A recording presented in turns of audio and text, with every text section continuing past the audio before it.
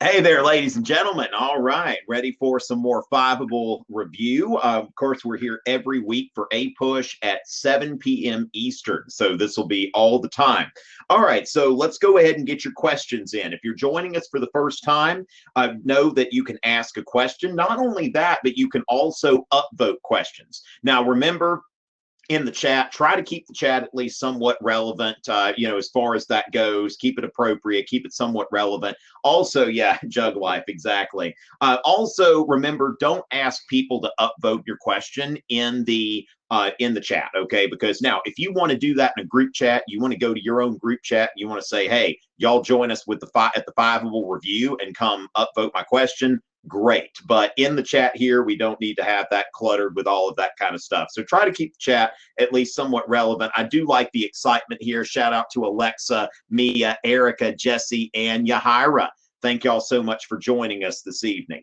All right, so we're going to be taking questions. Now, of course, our focus area tonight is the 1920s. And with that, we're going to be focusing largely on 1920s culture.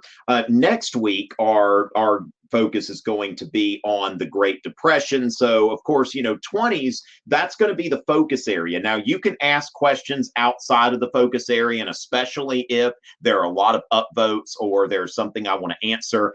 I mean, just about any time if somebody asks a question about Jefferson, I'm probably going to find a way to answer it because I love that guy. But when it comes down to it, just, ask the questions if you've got them. There's also some stuff that I'll sometimes offer on my own. Okay, so as far as that, Sneeches get Steeches. All right, so let's go ahead. We've already got some questions already being asked. Okay, so that is wonderful. All right, and okay, so let's see here. All right, good deal, and all right, good. All right, yeah, I'd be glad to answer these questions. And let me also pull up the PowerPoint presentation that's probably going to come in most helpful. So I'm going to go ahead and do that while you get your questions in. Looks like there are already some great questions. And remember, go in and upvote, okay? If you like somebody's question, vote it up because remember, like we've got almost 100 people in here right now. So we want to make sure that what we do here, I'm not going to be able to answer everybody's questions. So I want to make sure that I have the questions that I'm answering the questions that are most helpful to the audience. Okay, that's why we try to keep the format kind of fluid. This is not really a lecture per se as much as a focused review. So let's go ahead and start getting into the Q&A. All right, so starting with the Harlem Renaissance. All right, so Amanda, that's an excellent question. We were just talking about that a week or two ago. Now, one thing to remember is Fiveable Plus, okay? These weekly live reviews are free, but if you want to go back and take a look at some of the other sessions, Fiveable Plus, right now, I believe the rate is $25, covers all subjects. It just went up to 25 from 20, closer to the exam. Now, I'm not really qualified to comment on this, but it is going to be higher than $25. So go ahead and go to fiveable.me, check out Fiveable Plus. But I'm going to go ahead and answer this as well. The Harlem Renaissance was part of the 1920s, and this was a literary and artistic movement that focused on African American culture. The most famous contributor to the Harlem Renaissance was Langston Hughes. There were others, but if you're familiar with Langston Hughes, which you probably are from your English class, this would be somebody whose work would be helpful to put in there. But remember, I have answered this question at another session. So the Harlem Renaissance. Now, while I'm on that, let me go ahead and get into, I don't know if anybody's asked about the Great Migration, but regardless, that would be something good for us to go into in the 1920s. Okay, so I'm not going to do all of this at one time, but at the same time, some things here because the 20s were really an interesting decade for American culture. All right, okay, my screen is now. Excellent. Okay, so I'm sharing. The 1920s were a very significant time And so, as far as that goes, ladies and gentlemen, we want to take a look at the great migration of African Americans from the South. Okay, so as far as that goes, let's go ahead and just pull this up here. And this is a phenomenon that's occurring between 1916 and 1930. And so, what's important to note, first of all, now you might have run across the Exodusters previously. And the Exodusters were a group of African Americans that left the South and went to Kansas. All right, now Exodusters, because they're moving from slavery to somewhere else, just like the Israelites in the book of Exodus. Now, the Exodusters, though, represented a very small group that most Black Americans stayed in the South after the Civil War. And in fact, I'm reading a really interesting book on Reconstruction where the author, part of the author's thesis is that radical Republican policies were actually created in order to keep Black people in the South from going out. Because remember, you can go all the way back to the Free Soil movement, the 1840s and the 1850s. Now, the Free Soil movement was an anti-slavery movement in the sense that it opposed the spread of slavery, but at the same time, we also need to remember that part of the motivation here was to have a white West. When you look at Free Soil propaganda, you see that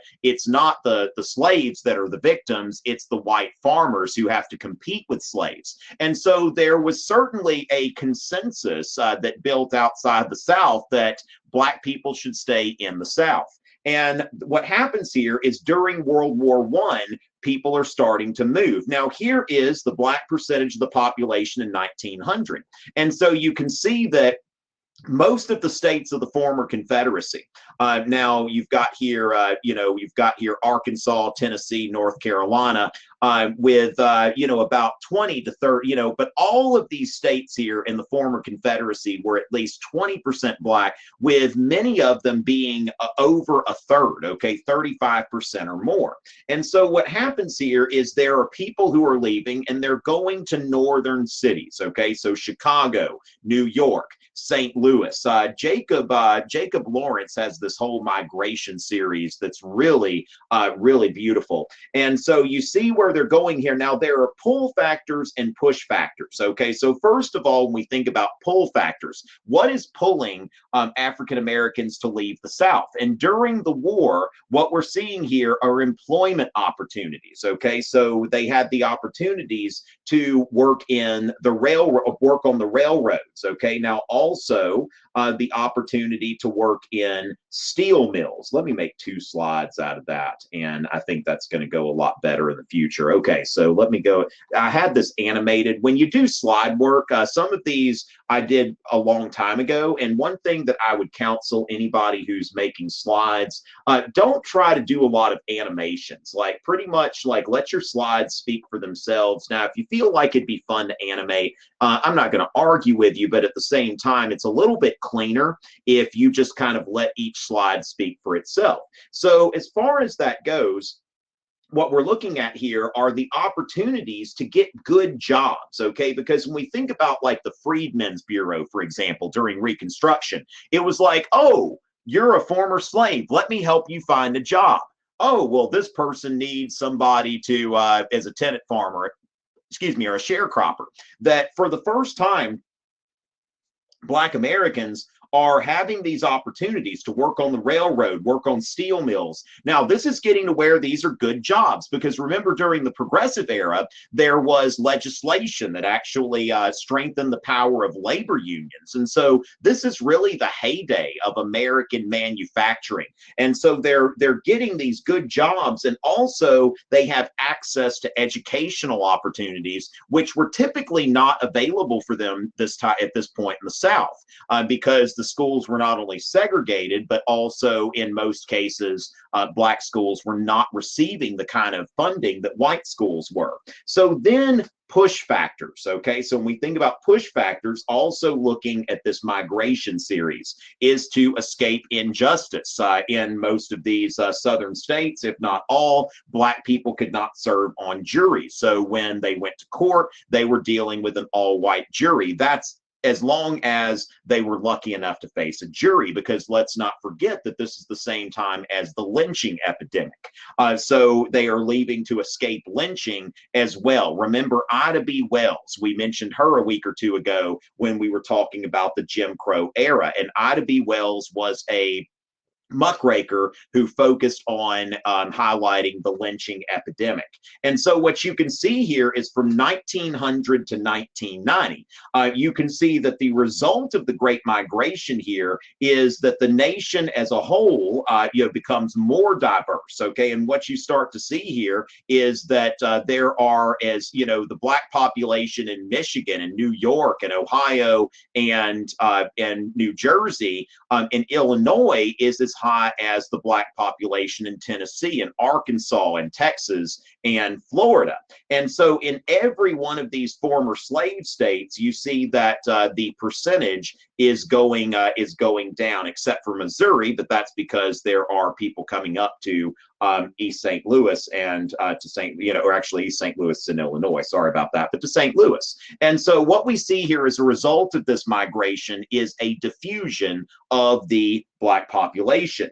And we see that although they were leaving the South to escape injustice, a lot of these Black Americans then faced race riots. So remember that it's not, read the autobiography of Malcolm X. I tell everybody this, that if anybody thinks that racism is an exclusive product of the American South, they're going to be hard-pressed to find justification in that belief. So you see these race riots in East St. Louis and Chicago. Of course, at the time, Woodrow Wilson was president, and this was the president who also segregated the federal workforce. So as far as that goes, you can see here too, and this is a really disturbing photo to me, because it really, when I look at this photo of the aftermath of the Chicago race riot, I'm really reminded of like Kristallnacht. It really, when you look at photos of Kristallnacht, it looks very similar to this. And so this is something that you see happening as a result of the Great Migration. So that's something that I think is important for you to bring into the exam, is that knowledge of the Great Migration. And that's, of course, leading to the Harlem Renaissance, because you see that there is a sizable African-American community in New York City, especially in the Harlem area, as a result of the Great Migration.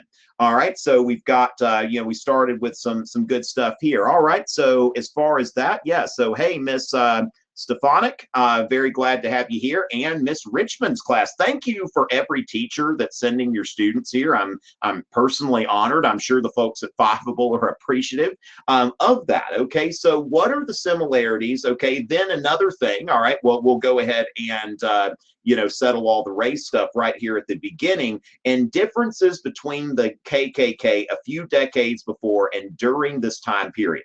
Okay, so first of all, we need to understand that there are, so shout out to Mrs. Wilgus, first of all, before I go into this, all right? So with that, going from here, that the first Ku Klux Klan was organized during Reconstruction with the specific aim of using extra-legal means to intimidate people who were cooperating with the carpetbag governments, whether those be carpetbaggers, scalawags, or freedmen. And if they could intimidate freedmen from voting, then that was another thing. Now, as soon as you saw, like as soon as the carpetbag government left a state, the Ku Klux Klan in that state kind of faded away. And so after Reconstruction, the first Ku Klux Klan basically accomplished its purpose.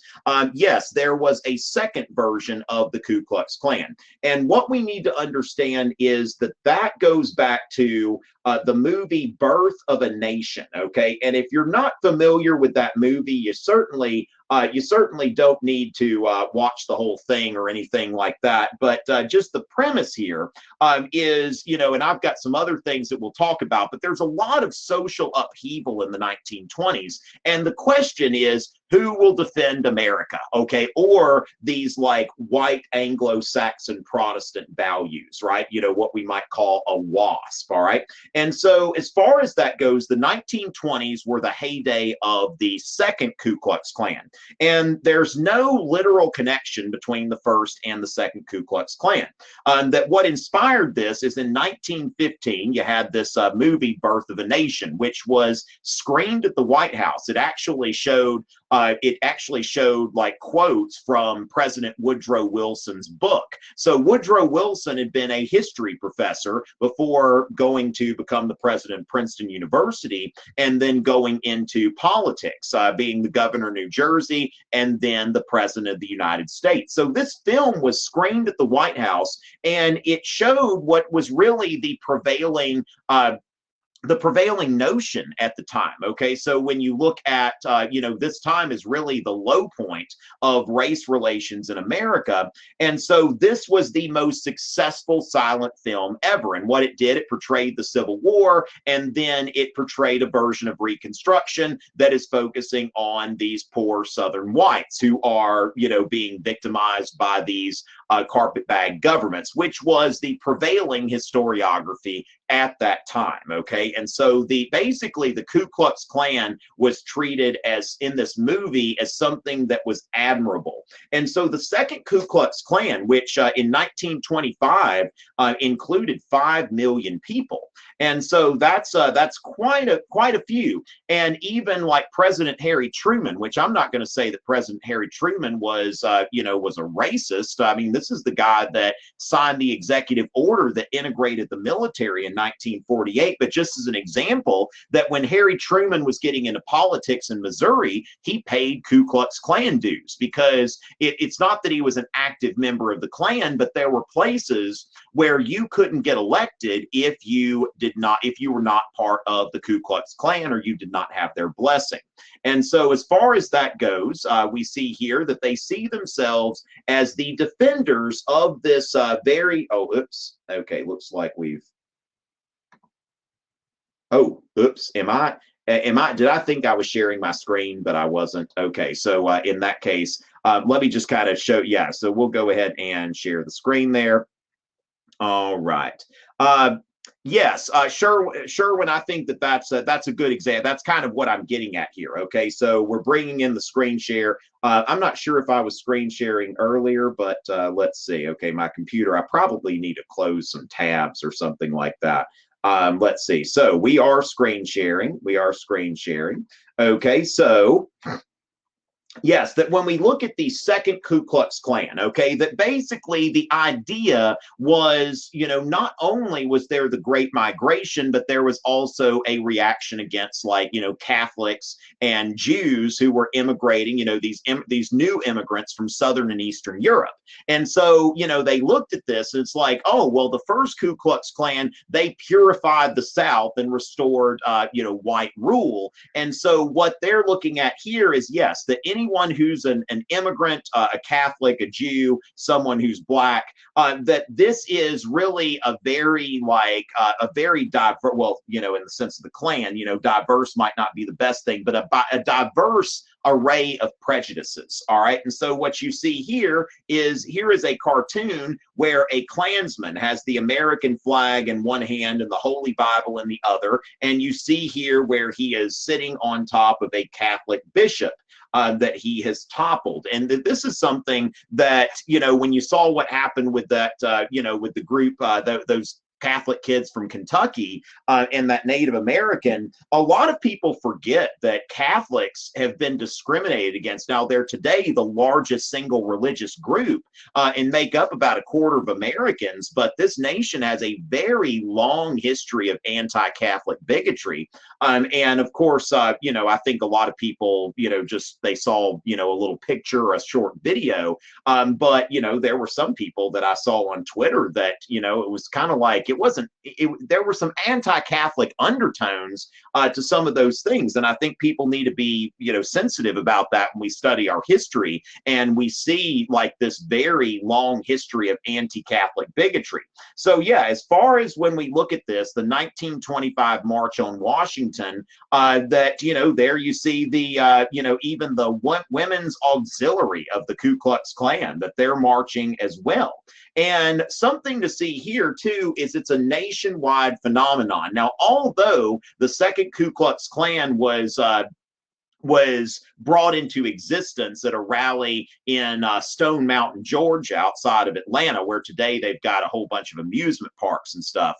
It was really strongest in the Midwest. You can see that Indiana was really kind of, as far as there being a place where the most officials were elected with Klan support, as far as statewide and, federal officials, governors, U.S. senators, you see that it was most powerful there in the Midwest. And as I've mentioned before, I mean, now Hugo Black, just kind of ironically named Supreme Court Justice from Alabama, was in the Klan. Robert Byrd from West Virginia, Harry Truman from Missouri.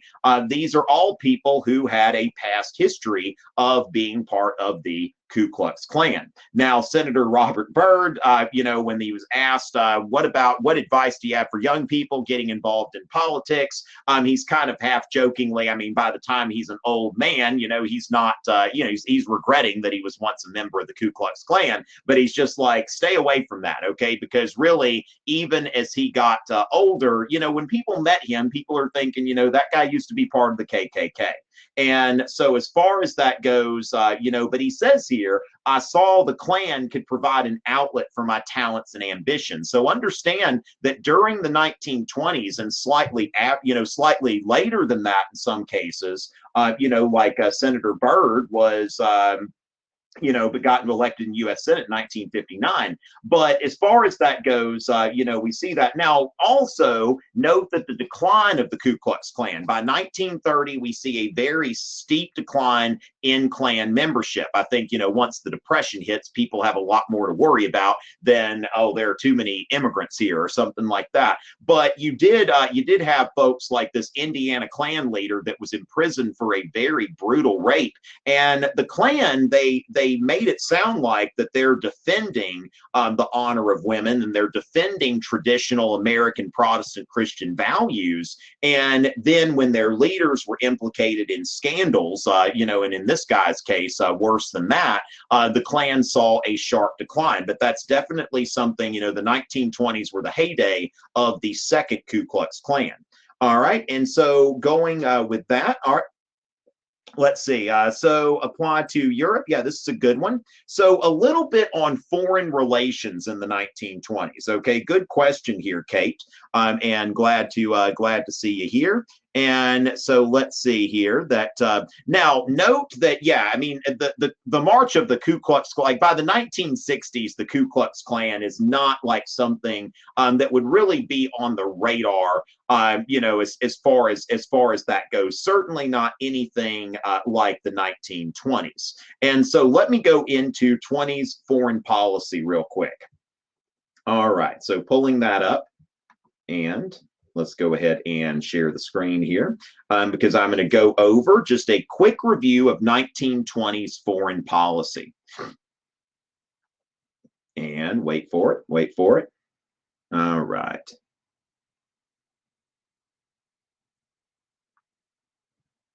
All right, waiting for it. All right, okay, so we're sharing. Okay, is my screen sharing now? It should. Yes. Okay. Looks like I'm screen sharing. Okay. Excellent.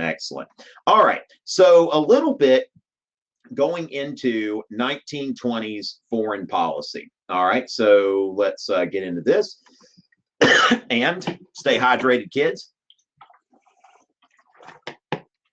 So as far as that goes, ladies and gentlemen, that we see now One thing that I wasn't aware of, like Woodrow Wilson actually ran for re-election. One of his slogans in 1916 was America First. Of course, President Trump has most recently used America First, okay? And of course, you've got the America First Committee in the 1930s that was opposed, in 1940, that's opposing getting involved in World War II.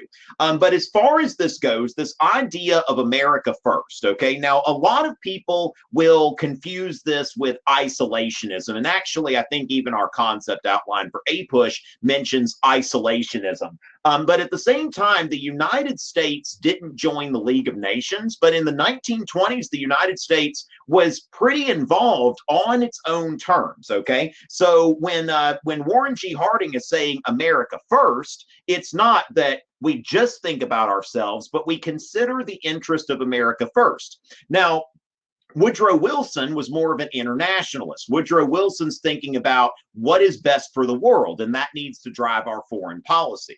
And so what you see is really an injection of what you would call foreign policy realism, whereas Woodrow Wilson was a foreign policy idealist. But then again, there are some ideals there as well. But like I said, the myth is that U.S. foreign policy was completely isolationist.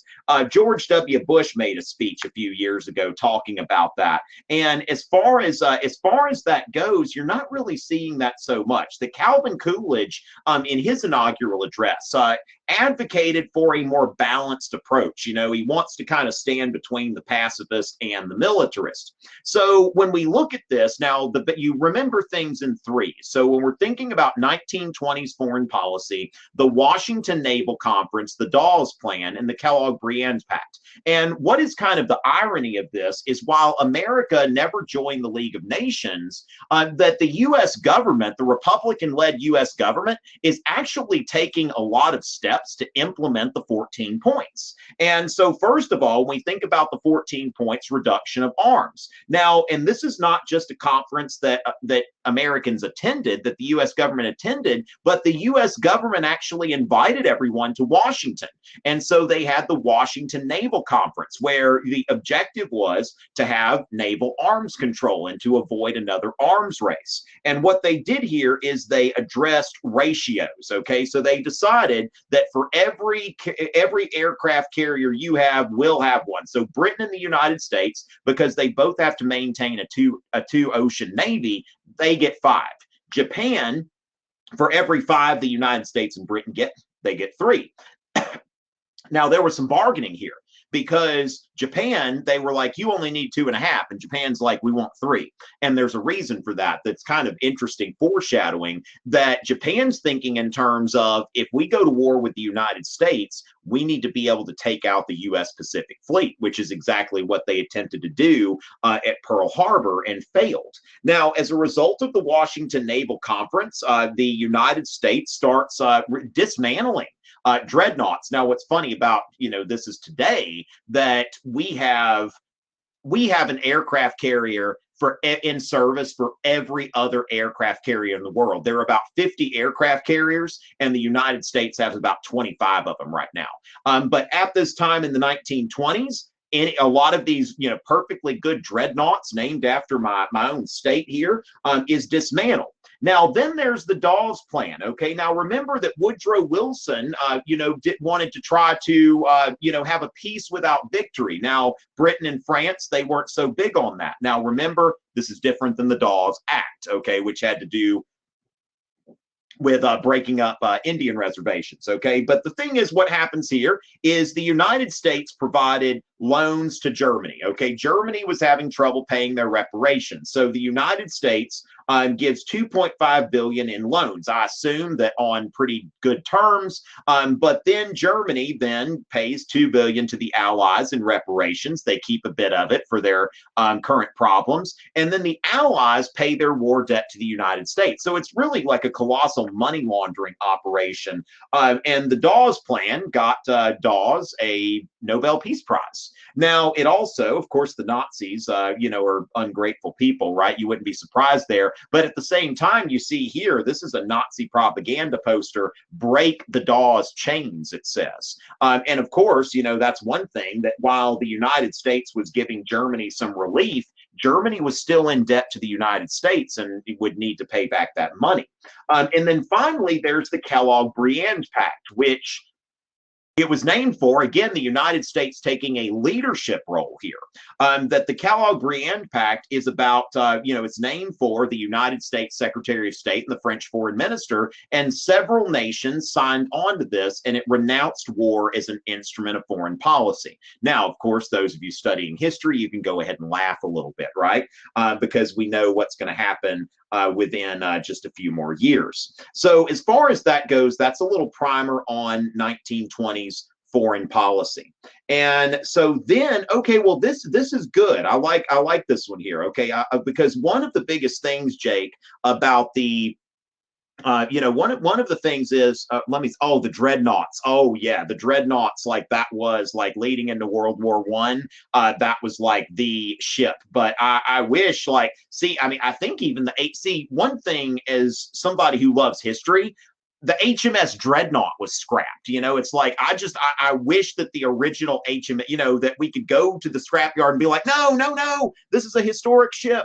And, don't do that. And remember, everybody, this goes on for about an hour. We'll be here for about another 30 minutes, plus or minus a little bit. Okay, so let's think about, Jake, one of the biggest things of the APUSH exam is knowing what historical period, having a view. And I think not just, this is one thing, and I get on my soapbox about this a lot, that I'm not a big fan of numbered period culture. And let me explain why. Because technically, the progressive era and the 1920s both fall into the so-called period 7.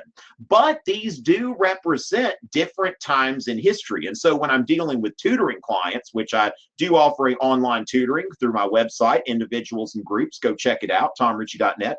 But when I'm dealing with clients and they use like numbered periods, okay, so what I talk about here is that we need to understand like the progressive era. We need to understand the 1920s, and nowhere on the APUSH exam do we ever see a numbered period mentioned. So first of all, let me just kind of take you through a few things here, because you would go to back to before the Civil War.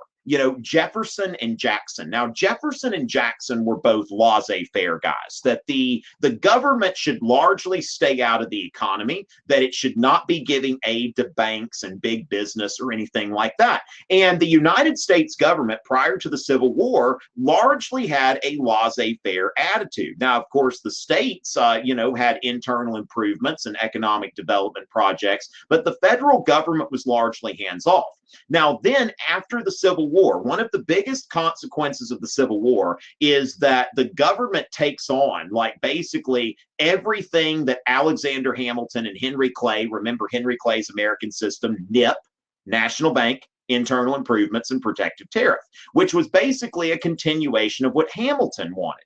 And so what you see in the Gilded Age is, that there's not a national bank, but you do have a program of internal improvements that, the Transcontinental Railroad was a major internal improvement that was funded with subsidies by from the U.S. government, now given directly to a corporation. Now, the U.S. government during the Gilded Age, the mentality was that we need to help business, okay? Now, get rid of this myth in your head, okay? Because there's this myth that a lot of people have about the Gilded Age, that the government was laissez-faire. Laissez-faire means hands off. Laissez-faire doesn't mean that the government is always going to take the side of business, okay? So when the Pullman strike happened, or when the Great Railroad strike happened, the federal government wasn't like laissez-faire, hands off. The government sent troops to take the side of big business over the strikers. And so the Transcontinental Railroad, with the government giving subsidies directly to corporations, a lot of which were corrupt. Look at the credit mobilier scandal. And then you've got that political cartoon, The Bosses of the Senate, that there was this perception during the Gilded Age that that the Senate is run by monopolists, that the monopolists are running our government. And so, of course, that brings about the progressive era. So as far as that goes, well, one thing, and I would be very careful about, picking sides or whatever, because when you look at it, I think that Teddy Roosevelt really had like a good balance. Teddy Roosevelt's square deal was about, for example, when the anthracite coal strike happened, Teddy Roosevelt said, both sides come to the White House. Now, the business leaders weren't too happy about that, but Teddy Roosevelt said, come to the White House. I'm going to be here. And when the business leaders said, we're not going to show up, he said, well, I'll just listen to the labor leaders. And so when it comes down to it, Teddy Roosevelt was like, let the government not take sides between labor and capital. But of course, the progressive era, there was definitely a move toward the government regulation of business. And in some cases, maybe that went a little too far. Like everything's kind of a reaction. It's like the progressive era was a reaction to government policies during the Gilded Age that really aired maybe a little too much on the side of business. And so then you get to the 1920s. And the 1920s was a Republican-led government that I would say was kind of a cross between maybe all three of them to a certain extent, okay? Because when it comes down to it, definitely a bit more hands-off, definitely pro-business, okay? That policies at that time were favoring business development, taxes were low, so that's something that encourages business. Now, of course, at the same time, I could go into this in this session, but I'm not going to spend a lot of time on that. In a fiveable session, there's that whole idea that like taxes were cut for the rich, but the taxes during World War I on the rich were like 75%. I mean, an unsustainable taxation rate. That when you compare the rates of taxation in the 1920s to the taxes in 1916, it's only the top group, only the top earners, if you take out the war taxes, only the top earners are paying more taxes in the 1920s than they were in 1916. And so, Andrew Mellon, who was really, like, as I see it, a scapegoat for the Great Depression. He was the Treasury Secretary during the 20s. He wrote a book called Taxation, the People's Business. Okay. And so in Taxation, the People's Business, Andrew Mellon said the trick is for the government to set taxes low enough so that people don't avoid paying them. Look at last year. I think I've just read not too long ago that Amazon's paying zero taxes. Unacceptable, right? And so the thing is that Andrew Mellon would say that if we had a tax structure that makes it easier to pay taxes than to avoid them, then you'll actually have more revenue coming in. And during the 1920s, not only did government revenue go up, but also you have the situation where the top earners were actually paying a higher percentage of the total taxes. Now, of course, there were some other things like the cheap credit policies of the Federal Reserve and, of course, the installment plan and consumer borrowing that are leading to the Depression at that time. All right. So, yeah, I mean, really, Amazon not paying taxes, surprise, surprise. And so the 20s, I would say that it's not the Gilded Age. It's not like a corrupt government that's like, going in and like, but it definitely is kind of in some ways bringing it back a bit more toward Gilded Age government policy. But still, one thing to note about Andrew Mellon, it was still a progressive taxation system that Andrew Mellon was. So it wasn't that the 1920s just completely threw off the progressive era, but it definitely was more of a, I think Calvin Coolidge had a bit of a Jeffersonian streak as well, that kind of a wise and frugal government type.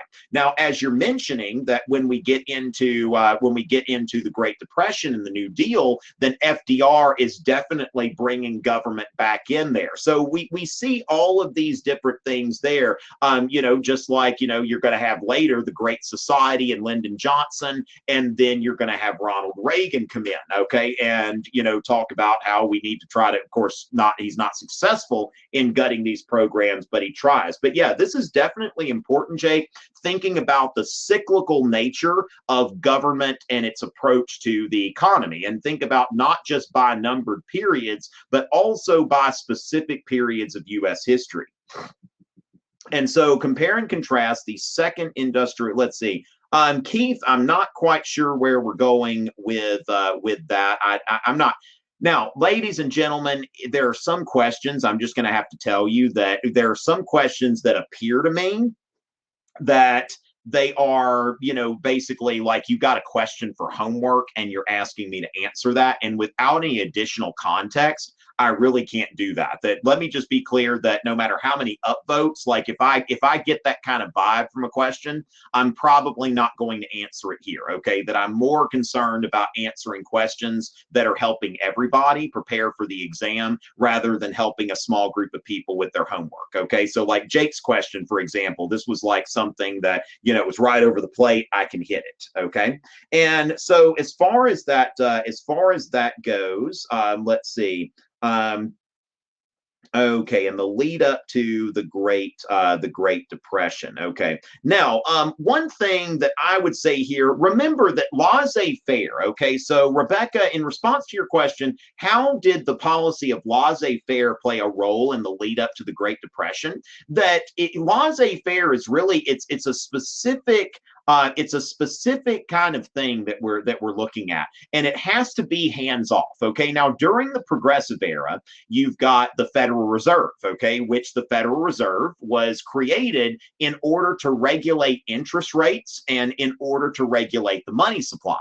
And so what happened here, now, of course, there are all kinds of explanations for the Depression, but one of the explanations, now it's not just the Federal Reserve, that in the 1920s, you had all of these new appliances coming out, that all of these, waffle irons, washing machines, a stove, like a, coffee maker, just a vacuum cleaner, that this is where if you lived in a city, you were getting your house wired for electricity. Now, what you've got to understand is that when we buy houses today, it's already wired for electricity. But at that time, I've got a house that didn't have electricity and I pay an electrician to come wire it. And so then I pay him on the installment plan. Now, the Federal Reserve for most of the 1920s adopted a cheap credit policy where interest rates were kept low and artificially low. Now, when interest rates are kept low, we see borrow, borrow, borrow. Okay. And so, yeah, I mean, what you're saying, Owen, making commodities necessities, that what happens here is, you're keeping up with the Joneses. It's like,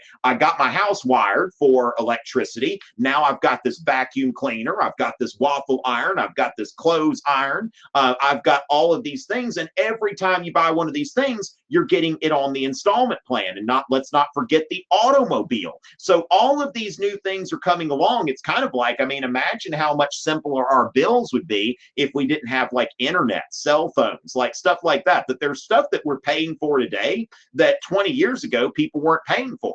And so we've got additional expenses.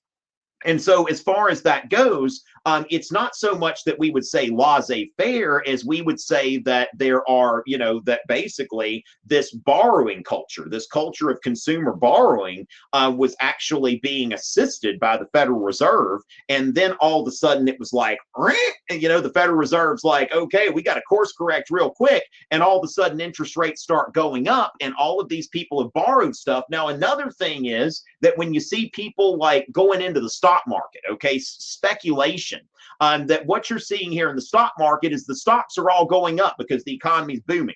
And then what happens? People are like, hey, I can't go wrong. I'm going to, I'm going to go buy stock. I don't care what. And since the stock market's doing so well, I go to my broker and I buy on the margin. Okay. Now on the margin means that I'm going to tell my broker that I've got $1,000 cash and I'm going to borrow $9,000. And then in a few months, I'm going to sell this off and I'm going to pay my loan back and I'm going to make this. And you're basically playing the stock market like it's a game of poker or something rather than carefully investing in companies that you have faith in. Okay.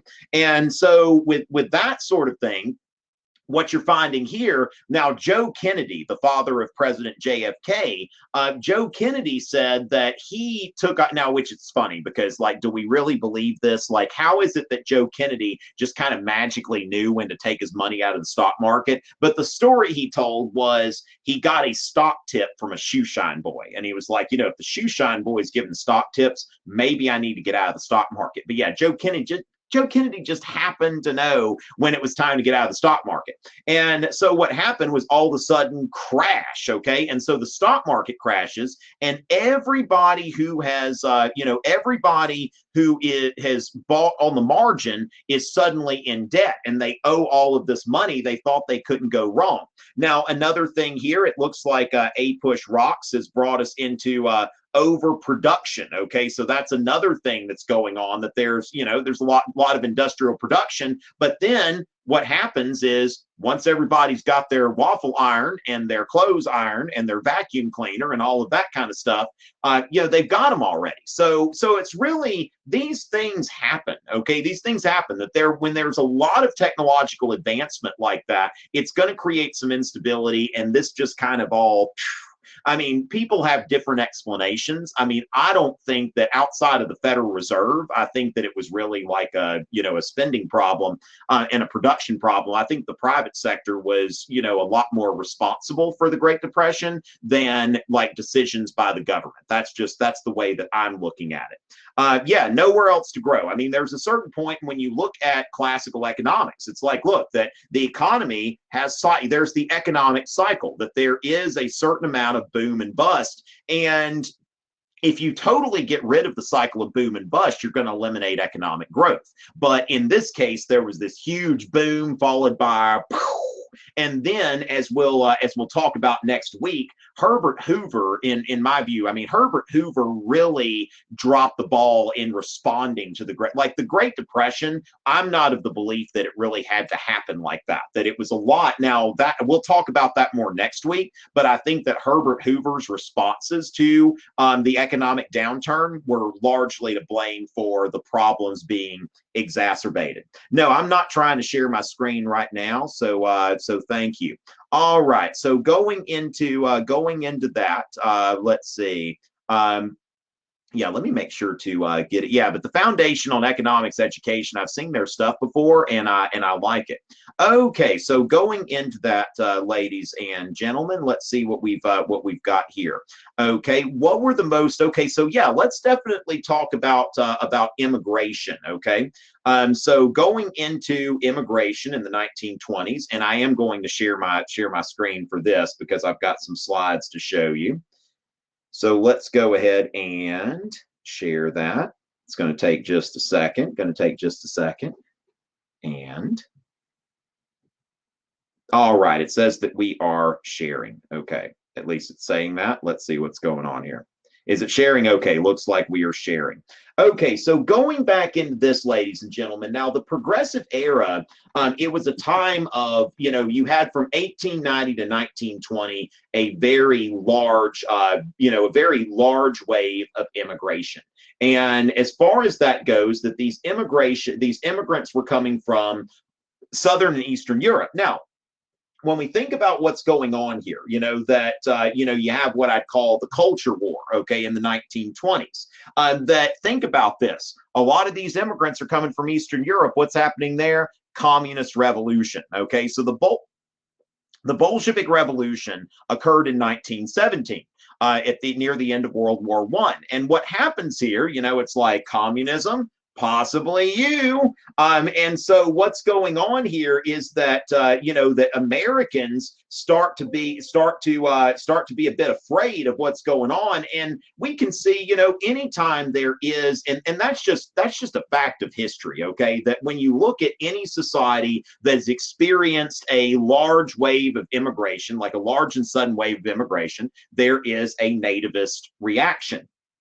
All right, and let's see, my computer's being a little bit silly now. Okay, so there's going to be a nativist reaction. If something happens, if somebody needs to be scared, let's blame the immigrants, okay? So the first Red Scare in 1919 and 1920, that all of these immigrants have come in, we don't know who they are, and they come from areas that have been radicalized. And so you can see here a political cartoon where, now another thing is that, remember, after World War I, you have several strikes, because because all of the AFL-aligned unions, they stopped striking during World War I as a patriotic duty. Now, after World War I, you see that the strikes come back with a vengeance. And so you see here where this cartoonist is associating the labor movement with Bolshevism. And where is that going to go? It starts with strikes. Where is it going to go from there?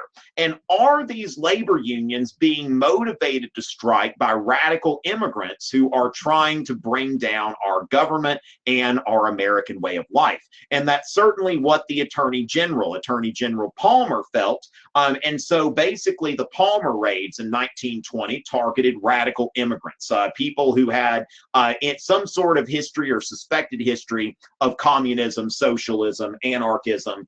And we see here that here are some folks awaiting their deportation hearings. And so as far as that goes, we see here that the targets are, what they believe to be radical immigrants. And this is the 1920s. This is actually the time where the ACLU was founded, the American Civil Liberties Union, to try to protect this sort of thing. Because when we look at it, I mean, part of our First Amendment is that we're not afraid of anarchists, socialists, communists, people who are trying to undermine the American way of life. Like, we don't believe that that's possible. As far as if we have free speech, we believe that, that freedom will prevail. But there are times in U.S. history where the government and the population have gotten a bit paranoid. And so, of course, this is a symptom of nativism. Now, at the same time, it's something that happens in any society. That when you look through United States history, there is a spike in immigration, there is a nativist reaction, there is a decline in immigration, and then that group of immigrants assimilates. Okay, so think about it, like somebody who's an Irish American or an Italian American, their ancestors were discriminated against when they got here, but then over the years they have, they've gotten mainstreamed into American society. And so we see here going all the way back to 1891 when these new immigrants started arriving, that basically we see here the mafia, the anarchists, the socialists, where's all this coming from? And this little guy showing Uncle Sam that, well, there you go. Okay, you're wondering where all these problems are coming from. It's coming from these immigrants from Southern and Eastern Europe. Now, when we look at immigration in the 1880s, okay, which immigrant groups that typically are not hassled when they get to the United States are people who are white, Protestant, and preferably English speaking. If somebody has all three of those qualities, they're not going to, or even two of those in a lot of cases, they're not going to run into a lot of trouble. And so historically, most immigration to the United States, it's like the majority of Americans have ancestry that's that's either British Isles, German, or Scandinavian. And so what happens here is in 1890 we start to see a shift in immigration. So 1900 to 1909 we see Southern and Eastern Europe. Okay, so we see people coming from Italy, Greece, Poland, Russia, people who are not English speaking, not coming from Protestant backgrounds, and coming from places that don't have strong traditions of Republican government. Even though the U.S. government was going pretty hard after these radical immigrants, they were there. It's not the U.S. government wasn't making it up. Now they may have been ramping up the threat, but they weren't making it up that these people had been radicalized. So as far as that goes, we see here that, in 1920, we start to see a drop, and the idea is in the 1920s, what can the government do to slow down this tide of what they would view as undesirable immigrants? So you see this, this cartoon from the Chicago Tribune. Now, anytime you see the Chicago Tribune, that is going to be a Republican Party newspaper. Okay, it's been pretty consistently Republican ever since it was founded. So as far as that goes, now it took a break. I was actually looking over this with a tutoring client client, that the Chicago Tribune actually endorsed Barack Obama for both of his terms, but before that, always endorsed Republicans, and in the most recent election, endorsed Libertarian Gary Johnson rather than endorse Hillary Clinton or Donald Trump for the presidency. So you're seeing a pretty conservative Republican viewpoint here. And so you see here the undesirables are coming in, and it says here, close the gate. Okay, so there were two immigration restrictions that were passed by Congress. Now, first of all, the Emergency Quota Act in 1921, which said that we're going to take in. Now, before this, you had the Chinese Exclusion Act, but this was the first quota system. And of course, the United States still, ever since then, it's controlling immigration isn't it's a neutral, kind of thing there. And also that the United States by this time is industrialized, and there's not as much utility in all of these immigrants coming in. And so you see here that the Emergency Quota Act in 1921 said that it restricted people coming into 3% of people from that country living in the U.S. in 1910.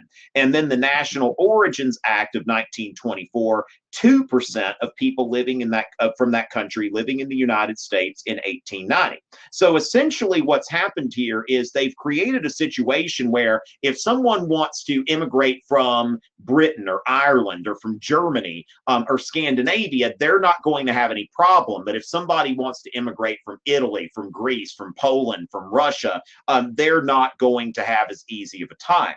Now, another thing here is, now you can see it definitely had an effect on immigration from Southern and Eastern Europe. Now, also, what's kind of, what's interesting here, given our current situation, the only immigration that went up and was really uncontested during this time was immigration from Mexico. And so, immigration goes in cycles, just like the economy and anything else in U.S. history. It's just appreciating the cyclical nature and how, you have the ebb and flow in all of these different things. Now, the 1990s don't figure in really highly into this exam, but the O.J. Simpson trial in 1995, it really brought a lot of attention to race relations in the United States. And so, it became a trial that everybody was glued to. Teachers can remember, I remember I was in high school, everybody made bets on this trial. Like when the verdict was announced, I remember walking out of the classroom into the hallway, and there's a bunch of money changing hands. Everybody was watching this trial. Now, the trial of the 1920s was the Sacco and Vanzetti trial. And so these guys were Italian immigrants, anarchists, and they're accused of murder. So, they're basically guilty already, right? Now, the thing is that the evidence was less than conclusive. Now, if I were to guess, I would say that at least one of them was probably guilty, but not beyond a reasonable doubt. And this became a flashpoint here for immigrants. So really for Italian Americans, they demonstrated because they thought that these guys had been found guilty of being Italian. And so you see here that there were a lot of people that, that were in a parade. You see here's the funeral procession for Sacco and Vanzetti. And so, you see that all of these Italian Americans came out to show their support. And of course, this is one thing to note here for people who wonder where Columbus Day comes from. When FDR was elected to the presidency, now at that time, the Republican Party its base was native-born Protestant whites, whereas the Democratic Party included a lot of immigrant groups. And so when FDR was elected, part of what he did was he proclaimed Columbus Day as a national holiday. He had been the governor of New York, and he wanted to let the Italian American community know that I appreciate your votes, and you have as much right to be an American as everyone else. And so as far as that goes, we've got that. And let's see. So let me take a little look here. Now we're running short on time. Now, remember, Fiveable Plus, remember to check that out because you not only get access to replays, but we are going to do some cram sessions in May that these are going to be free through the end of April. And so once May hits, you're going to want to have access to those cram sessions, and you don't want to pay full price for them in May. If you go to fiveable.me and you pay $25, now if your teacher's already gotten you Fiveable or you've already bought it, then you're good. But that gets you access to everything Fiveable offers. So as far as that, I think we've already answered some of these things here. One thing I'll note here, Kate, Calvin Coolidge's presidency. Okay, now one thing that's kind of interesting about Coolidge, this is one of the things in AP government, they call it credit claiming, that it's basically when the economy's bad, it's the president's fault. But when the economy's good, the president claims credit for it. And they talked about, like, when Coolidge, who had taken office when Warren G. Harding died, the economy was doing real well. And when Coolidge was running for president, the slogan was "Keep cool with Coolidge." They had, like, there's actually one I saw with like a fan, a plug-in electric fan, of course, the new technology, but it's just like keep cool, all right, because everybody is doing well and let's keep it cool.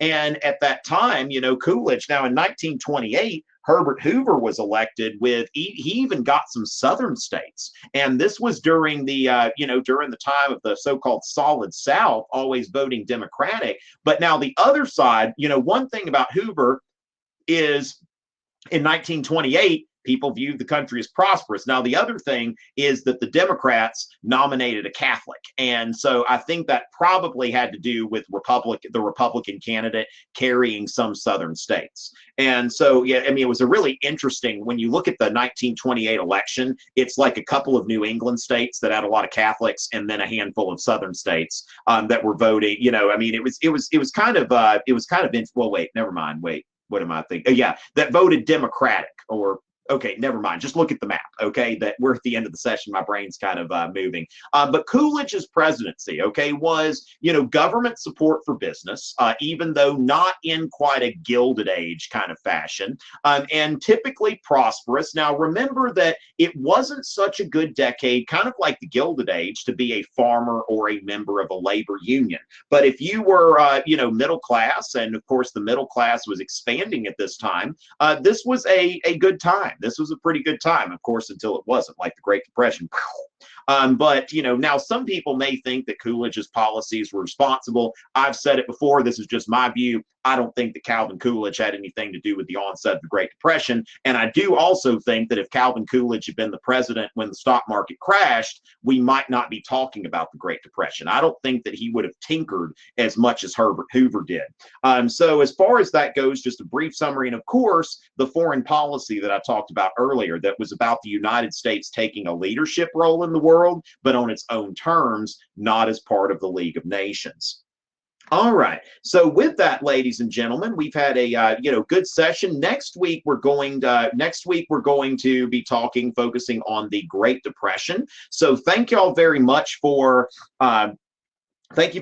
joining us tonight. Remember to check out Fiveable Plus, and remember that I will be back at 7 p.m. Eastern, and you don't want to miss it. So I'll see you next week, and it's always a pleasure.